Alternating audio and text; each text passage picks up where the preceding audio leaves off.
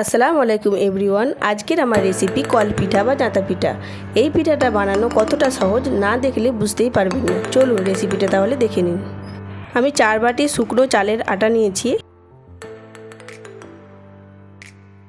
এবার আমি স্বাদ অনুযায়ী লবণ দিয়ে দিলাম, দিয়ে শুকনো উপকরণগুলো খুব ভালোভাবে আমি মিক্স করে নিলাম। এবার আমি হালকা কুসুম গরম পানি অ্যাড করলাম। যেহেতু শীতকাল তাই হালকা গরম পানি আমি অ্যাড করেছি, না হলে কিন্তু আপনারা ঠান্ডা পানি দিয়েই এই পিঠার ডোটা বানাবেন। এবার আমি হাত দিয়ে খুব ভালোভাবে মেখে নিচ্ছি। দেখুন আমি এখানে অনেকগুলো পিঠাই তৈরি করব, তাই একটু বেশি পরিমাণে আটাটা নিয়েছি। এবার একটা জাঁতকল নিয়ে নিতে হবে। এই জাঁতকলের সাহায্যে কিন্তু এই পিঠাটা বানানো হয়।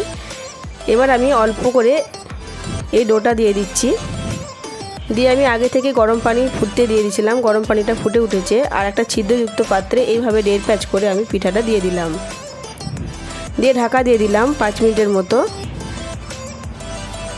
5 মিনিট হয়ে গেছে, দেখুন কত সুন্দরভাবে ভাপ বেরিয়ে এসেছে। তাহলেই বুঝতে পারবেন যে পিঠাটা আপনার রেডি হয়ে গেছে। পিঠাটা আমি উঠিয়ে নিয়েছি। দেখুন আবারও একটা আমি পিঠা দিয়ে দিচ্ছি। পানিটা কিন্তু খুব ভালোভাবে ফোটাতে হবে, পানির ভাপেই পিঠাটা তৈরি হবে। আবারও ঢাকা দিয়ে দিলাম, দিয়ে পিঠাটা আবার আমি উঠিয়ে নিচ্ছি। এইভাবে সব কটা পিঠা আমি রেডি করে নেব। দেখুন আমার পিঠা সব বানানো হয়ে গেছে। আপনারা এই শীতে খেজুর গুড় দিয়ে পিঠাটা খেতে খুবই ভালো লাগে, তাছাড়া দুধ দিয়েও আপনারা খেতে পারেন। যদি রেসিপিটা ভালো লাগে প্লিজ লাইক, কমেন্ট, শেয়ার আর সাবস্ক্রাইব করবেন।